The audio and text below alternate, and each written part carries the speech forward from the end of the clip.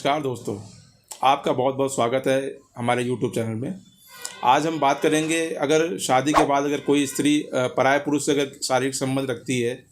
और या कोई पुरुष अपनी पत्नी के अलावा किसी अगर गैर स्त्री से अगर कोई संबंध रखता है, तो कानून में ऐसे लोगों के लिए क्या कोई सज़ा का प्रावधान है या कानून में ऐसे लोगों को कोई छूट है। इन्हीं सब बातों पे चर्चा करेंगे और इस चर्चा के लिए हमारे साथ एडवोकेट रविदेव द्विवेदी जी हैं। आइए चर्चा करते हैं।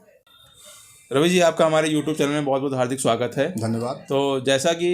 हम अपने दर्शकों को हमने बताया कि किस विषय पे हम चर्चा करने के लिए आपके साथ यहाँ बैठे हुए हैं, तो विषय ये है कि अगर स्त्री शादी के बाद अगर पराये पुरुष से अगर शारीरिक संबंध रखती है तो उसको क्या किसी प्रकार की सज़ा का प्रावधान भी है? देखिए, पहले तो ये जान लीजिए कि जो कोई भी पुरुष या स्त्री अगर वो विवाह के पश्चात किसी भी पुरुष किसी गैर महिला से या महिला किसी गैर पुरुष के साथ कोई भी शारीरिक संबंध बनाती है या सेक्सुअल इंटरकोर्स करती है, तो महिला के लिए तो आईपीसी में कोई ऐसी सज़ा पहले भी नहीं थी और आज भी नहीं है। हाँ, पुरुष के लिए था 497 एडल्ट्री, जिसको हम लोग कहते थे, लेकिन उसमें भी एक बड़ा सवाल था कि 497 में सिर्फ पुरुषों को टारगेट किया जाता था, महिलाओं को उसमें कोई सज़ा नहीं थी। उसका 497 का ये था कि कोई भी पुरुष यदि किसी महिला के साथ उसकी सहमति से शारीरिक संबंध बनाता है, सेक्सुअल इंटरकोर्स करता है, तो अगर ये बात पता चलती है तो पहले था कि 497 यानी कि एडल्ट्री के तहत उसको जो है सज़ा दी जाती थी। लेकिन सितंबर 2018 में ऑनरेबल सुप्रीम कोर्ट ने एडल्ट्री को ख़त्म कर दिया, यानी कि आईपीसी से उस सेक्शन को हटा दिया, क्योंकि इस सेक्शन का जो टारगेट था वो सिर्फ पुरुषों को लिए था। पुरुषों को इसमें टारगेट किया जाता था कि यदि कोई विवाहित पुरुष किसी स्त्री के साथ सेक्सुअल इंटरकोर्स करता है तो उसको 497 के अंतर्गत सज़ा का प्रावधान दिया गया था। इसमें सिर्फ और सिर्फ पुरुषों को ही टारगेट किया जाता था। अब इस सेक्शन का एक दूसरा खामियाजा ये था कि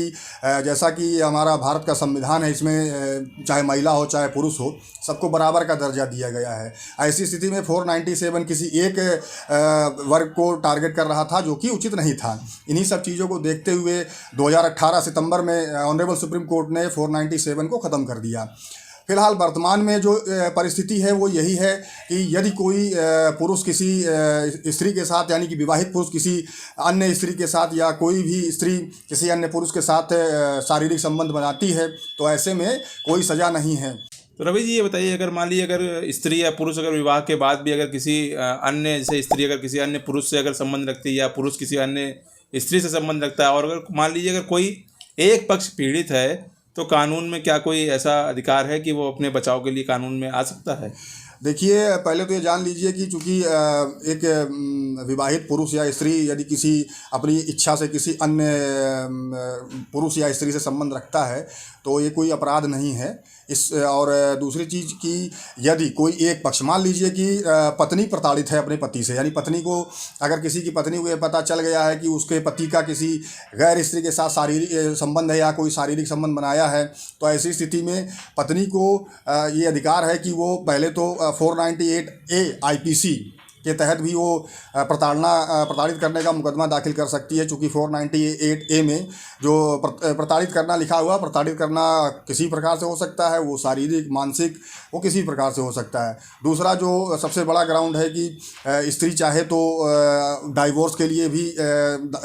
जा सकती है, और ये तलाक का एक बड़ा कारण भी हो सकता है। इसी तरह यदि पुरुष को ये बात ज्ञात हो गया है कि उसकी पत्नी का किसी गैर मर्द के साथ संबंध है, तो उसके लिए सिर्फ डाइवोर्स के अलावा अन्य कोई रास्ता नहीं है। तो चाहे तो इस बेस पर वो डाइवोर्स का मुकदमा कर सकता है। अन्य कोई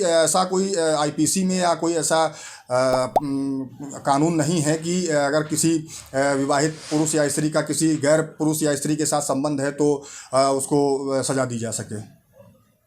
यदि किसी एक पक्ष को ये पता चल गया है कि उसके पार्टनर का किसी अन्य पुरुष या महिला के साथ कोई संबंध है, तो ये तलाक का एक बड़ा आधार बन सकता है। लेकिन दर्शकों, एक बात ये आप ध्यान रखें कि यदि आप इस तरह अगर तलाक में जा रहे हैं इस आधार पर, तो आपके पास एविडेंस मजबूत होने चाहिए, यानी कि आपके पास फ़ोटोग्राफ्स हो या कोई वीडियो रिकॉर्डिंग हो या फ़ोन कॉल्स हो, क्योंकि कानून जब भी आप डाइवोर्स के लिए इस